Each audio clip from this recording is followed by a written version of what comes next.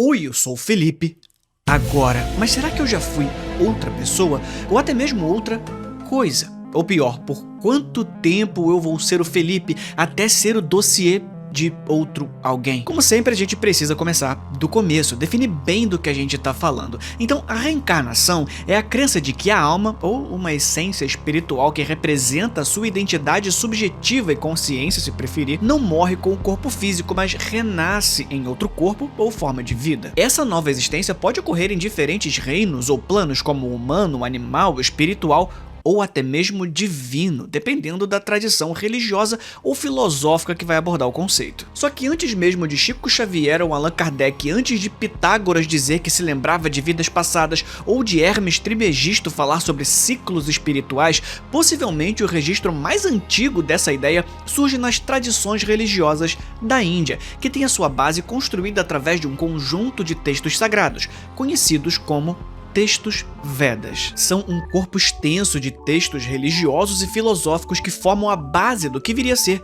o hinduísmo. Eles são divididos em 4 coleções principais: Rig Veda, Samaveda, Yajurveda e Atharva Veda. E cada um desses Vedas possui diferentes camadas de textos, compostos e compilados em épocas diferentes. Os mais antigos são os Samhitas, que contêm hinos e mantras. Depois os Brahmanas, que são comentários rituais, e os Aranyakas, conhecidos como textos da floresta, sobre rituais de sacrifício. E por fim, os Upanishads, que têm as reflexões filosóficas mais profundas e também mais importantes para a gente entender a reencarnação. Veda significa sabedoria ou conhecimento sagrado, e esses textos foram compostos há mais de 3.000 anos atrás em sânscrito védico, uma forma arcaica do sânscrito considerada a língua dos deuses. Então, esses textos considerados inspirados divinamente explicam aspectos religiosos e filosóficos, além de formalizar os rituais e a cosmologia do hinduísmo, e mais algumas outras religiões, claro. E um dos assuntos abordados nos textos é a permanência da consciência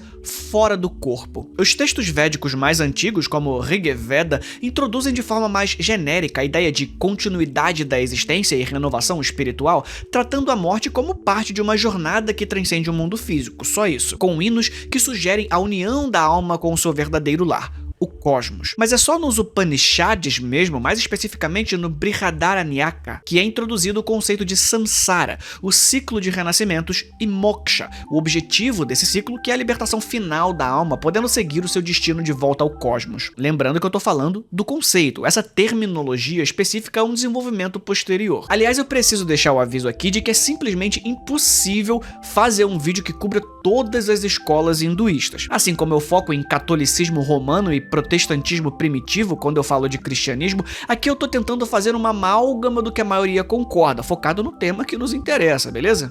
Felipe, mas na escola de pensamento Advika é X, no Saktismo é Y, e faltou falar dos Charvaka. Na prática, considere que eu tô explorando a escola Advaita Vedanta com um pouquinho de outras ideias onde for necessário. Então calma, eu tô tentando simplificar uma história densamente complexa. Mas voltando ao assunto, em boa parte das leituras hindus, o texto resolve o problema clássico da continuidade da identidade, atribuindo o seu verdadeiro eu ao Atma, a sua essência eterna e imutável, a parte que permanece durante o ciclo de reencarnação. Essência essa que está presente em todos os seres e que é idêntica ao Brahman, a realidade suprema. Dependendo de qual vertente você escolha, o hinduísmo pode ter até milhões de deuses, mas em geral boa parte vai se resumir a uma trindade, chamada de Trimurti, ou 3 formas se preferir. E perceba que eu tô usando aspas violentamente aqui. Se o Pai, o Filho e o Espírito Santo são 3 pessoas que compõem o mesmo Deus em essência, no Trimurti temos 3 deuses que compõem a mesma realidade suprema. Shiva, o que destrói e transforma, e que aliás é um deus masculino, não uma mulher peituda como Mortal Kombat fez você acreditar até hoje. Vishnu, o que preserva,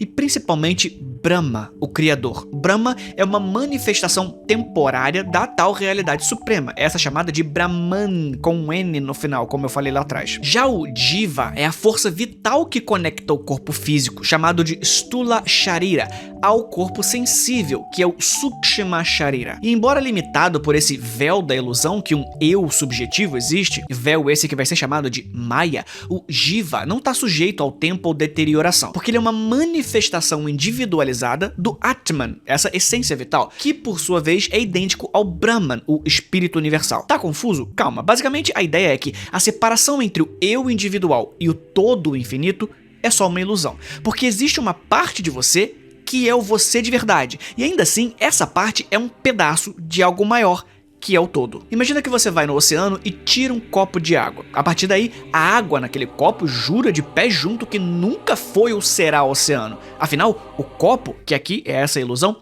lhe dá forma, dá perfeitamente a sensação de individualidade. E aí, essa água vai ficando extremamente egocêntrica e, em vez de desejar ser derramada de volta no oceano, ela começa a enfeitar o copo, desejá-lo cada vez mais como se fosse a coisa mais importante do mundo, ao ponto de que a água dentro do copo começa a achar que é mais copo do que a água. Segundo essa ideia, somos apenas um pedaço do todo tentando nos livrar desse nó sem fim que é existir entre uma relação de causa e consequência, e essas chagas na nossa existência imperfeita vai ser chamada de karma. No exemplo que eu dei, seria como fazer mau uso do copo. O karma acumulado é o que determina o seu destino em vidas futuras nesse ciclo. Textos como o Brihadaranyaka Upanishad explicam a reencarnação como um processo não apenas espiritual, mas ético, onde cada vida vivida novamente reflete as escolhas anteriores, tornando o eu subjetivo responsável pelo seu caminho de volta para o eu total. Então, o karma serve como uma espécie de banco espiritual. Todas as ações realizadas em uma vida acumulam méritos ou deméritos que determinam a condição do próximo renascimento. Essa visão do karma e reencarnação enquanto um modelo ético foi importante historicamente porque passou a colocar o indivíduo como protagonista do seu próprio destino e não uma vítima do acaso ou da vontade dos deuses, muito antes de várias religiões chegarem nessa conclusão. A busca pela moksha, a libertação do samsara, é o objetivo final. Moksha é o estado onde a alma se liberta do ciclo de reencarnação e se une ao Brahman, o absoluto divino e inalterável, que é a fonte de toda a existência. Para alcançar esse estado, a alma deve superar desejos, apegos e o ego, ou seja, basicamente as categorias que constroem a sua identidade individual. E é por isso que esse véu é uma ilusão. Mas lembra que eu falei que as ideias sobre reencarnação surgiram em vários lugares e momentos da história diferentes? Enquanto esse sistema se desenvolvia e solidificava na Índia, esses conceitos começavam a engatinhar na filosofia grega. Na antiguidade, era comum um tipo de religião conhecida como mistérios, cultos cujas práticas só eram reveladas gradativamente aos iniciados. Uma dessas religiões malucas era o orfismo, que se consolidou por volta do século 6 a.C. A sua doutrina central era baseada na ideia de que a alma humana, ou psique, sim, o prefixo que mais tarde daria origem à psicologia e psiquiatria, tinha uma origem divina, sendo uma centelha do deus Dionísio. O problema é que nós, esse pedacinho de Deus, estávamos aprisionados em um corpo mortal como punição por uma falta ancestral. Para os órficos, a vida era um ciclo penoso de renascimentos em diferentes formas, chamado de metempsicose. E o único modo de escapar dessa rodinha de hamster era através de uma vida de pureza, chamada de catarsis, com renúncia aos prazeres mundanos e ritos de iniciação secretos que permitiriam a alma finalmente retornar à sua origem divina e eterna. O que, se você está prestando atenção até aqui, deve ter percebido que se parece muito com a tradição milenar que já tinha se desenvolvido no hinduísmo. E, na minha opinião, esse é um dos mistérios mais interessantes sobre isso. Não existe nenhuma evidência de que o hinduísmo e o orfismo influenciaram um ao outro. É consenso acadêmico que essas ideias de reencarnação se desenvolveram nesses dois lugares distantes com um intervalo de tempo bem pequeno. Ou talvez um hindu reencarnou na Grécia Antiga. Aliás, o filósofo alemão Karl Jaspers vai chamar essa época de Era Axial, por ser um período em que várias partes do mundo todo começaram a ter uma porção de ideias filosóficas parecidíssimas. Mas enfim, contemporâneo a esse movimento tinha um cara chamado Pitágoras de Samos. Sim, o Pitágoras, do Teorema de Pitágoras que te reprovou no colégio. Ele foi o primeiro filósofo a sistematizar e intelectualizar essas ideias. Influenciado por todo esse contexto órfico que eu expliquei, ele adotou a doutrina da transmigração da alma, mas propôs um caminho de purificação mais filosófico para a escola pitagórica. Afinal, nem todo mundo sabe que o cara não era apenas um gênio da matemática, mas também literalmente um líder de seita. Ser bom não era o suficiente. A alma poderia se libertar do ciclo de renascimentos não apenas por meio de rituais secretos, mas principalmente pela contemplação da ordem imutável do cosmos. O estudo da matemática, da geometria, da harmonia musical era o principal meio de purificar a alma, porque ao compreender a ordem racional do universo,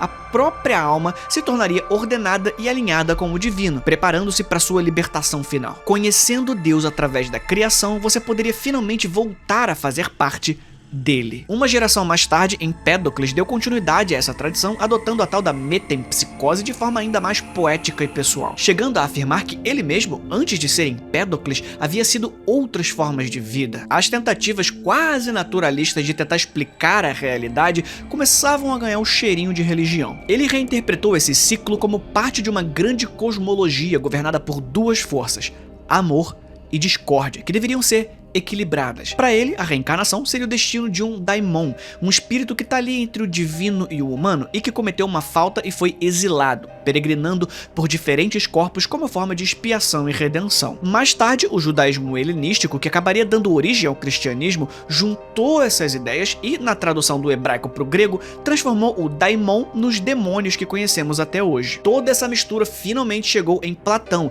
que encontrou um jeito de enfiar a reencarnação na sua própria filosofia, usando a metempsicose como um pilar para explicar a imortalidade da alma e a teoria do conhecimento como restos da sua forma no mundo das ideias e a justiça divina no mundo. Só que aí, enquanto tudo isso rolava na Grécia, a gente precisa voltar para o norte da Índia, quando o país em si ainda nem existia, mas o território era dividido entre grandes reinos chamados de Mahajanapadas. No século V a.C., o cenário socio-religioso era dominado pela tradição do brahmanismo védico, e esse sistema era definido pela autoridade canônica dos textos Vedas e pela centralidade dos rituais de sacrifício, que eram bem complexos e chamados de yajna, e tidos como principal meio de interação com o divino, mas principalmente pela hegemonia da casta sacerdotal dos brahmanes, que tinham o monopólio do conhecimento e da prática ritualística. Parece que eu já vi isso em algum lugar, hein? Ao mesmo tempo, os debates filosóficos sobre o conteúdo dos Upanishads só aumentavam, ou seja, quanto mais a religiosidade se concentrava, mais abria caminho para alternativas e questionamentos. Samsara, karma, moksha, tudo isso virou tema de debates intelectuais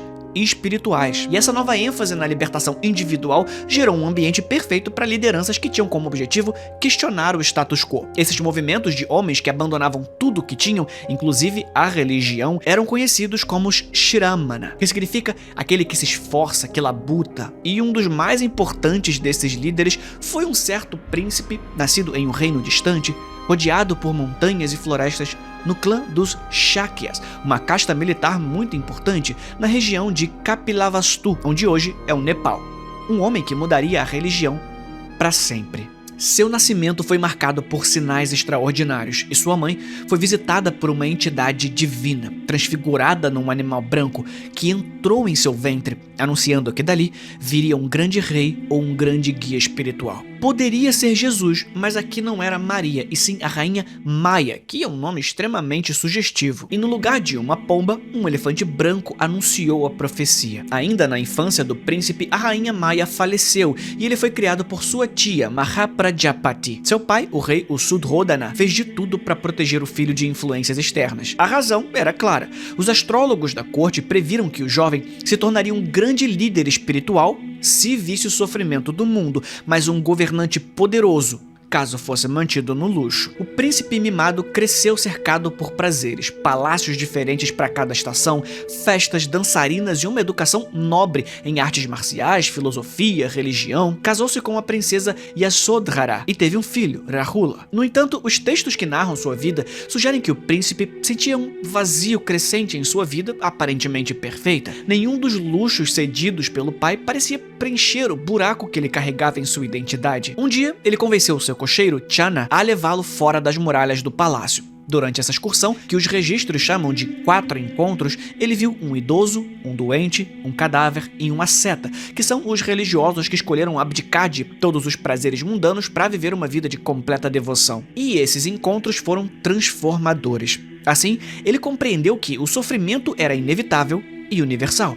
O tempo não poupa ninguém, teria refletido. Determinando que precisava entender a origem do sofrimento, ele abandonou o palácio numa noite silenciosa, um evento conhecido como a Grande Renúncia, ou Mahabharinishkramana. Ele trocou os cabelos sedosos por uma careca e trocou suas roupas reais por um manto simples, simbolizando a sua renúncia ao mundo material. E aqui eu imagino que você já faça ideia de quem que eu tô falando. Nos anos seguintes, o príncipe vagou pela Índia em busca de mestres espirituais. Ele estudou com mestres renomados como Alarakalama e Udakaramaputta, mas concluiu que suas práticas não traziam uma libertação limitação do sofrimento. Ele então experimentou a limitação severa dos prazeres do seu corpo, incluindo a comida, chegando a quase morrer de inanição. Mas percebeu que o caminho do extremismo era inútil. Foi assim que ele decidiu seguir o caminho do meio, um equilíbrio entre a flexibilidade e a rigidez da vida.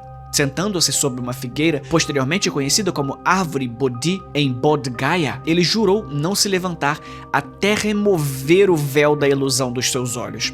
E assim, ele passou pelas tentações de Mara, a personificação do desejo que o impedia de acessar a realidade suprema. Esse príncipe renunciou ao luxo e venceu a batalha contra os seus desejos para encontrar a verdade, passando a ser conhecido como o Iluminado, que em sânscrito se pronuncia Buda. Sim, essa é a origem do budismo, a religião da iluminação. Mas as coisas ficam mais interessantes aqui, porque após vencer esse duelo, ao amanhecer, ele atingiu o estado de Nirvana, que significa literalmente apagado, compreendendo as 4 verdades nobres. A vida é sofrimento, uma parte fundamental da existência, mas o sofrimento tem uma causa, o desejo e o apego ao mundo material. Portanto, o sofrimento pode ser interrompido. É possível superar o sofrimento ao eliminar a sua causa. Então, o caminho para a interrupção do sofrimento possui 8 vias. O nobre caminho das 8 etapas fornece o método prático para alcançar a libertação, conforme descrito no primeiro sermão de Siddhartha Gautama, o nome real do primeiro Buda. Funciona mais ou menos assim. Primeiro, compreensão correta. Entender as 4 nobres verdades. A impermanência, ou seja, nada é, tudo está, e a natureza do sofrimento, ou dukkha, enxergando a realidade como ela é. Segundo, a intenção correta, cultivar pensamentos altruístas, de compaixão e desapego, enquanto evita desejos egoístas e intenções prejudiciais. Terceiro, fala correta, usar a linguagem de forma ética, não mentir, caluniar ou usar palavras ofensivas, mas promover uma comunicação construtiva. Quarto, ação correta, evitar comportamentos prejudiciais como matar, roubar ou praticar ações que causem danos aos outros. Quinto, meio de vida correto, buscar um sustento ético, evitando profissões que causem sofrimento ou exploração. Sexto, esforço correto, fazer um esforço consciente para abandonar estados mentais negativos e cultivar qualidades positivas, como paciência e bondade. Sétimo, atenção plena correta, estar consciente do corpo, das emoções e da mente, vivendo o momento presente com atenção e clareza. E por fim, oitavo, a concentração correta, praticar meditação profunda para alcançar tranquilidade, foco e o caminho espiritual de volta ao seu estado original de não existir enquanto indivíduo. No fim das contas, o que a gente percebe é que a ideia da reencarnação não nasceu em um lugar só. É quase como uma ideia crua humana que surgiu por todo canto, como escrita, política, música. Não à toa, a história não para aqui. Agora, como essas ideias voltariam em tempos mais perto do nosso, vai ficar para o próximo vídeo, onde nós vamos investigar o pai do espiritismo moderno, o Allan Kardec, e claro, o nome mais importante para o Brasil, e ouso dizer para a América Latina, Chico Xavier. Calma, a gente vai investigar a vida dos maiores nomes do espiritismo, ver os experimentos científicos que tentaram comprovar a reencarnação cientificamente e muito mais. Se você for membro aqui do canal, você recebe antes de todo mundo. Confere lá. Enquanto isso, a gente se vê na próxima. Fui!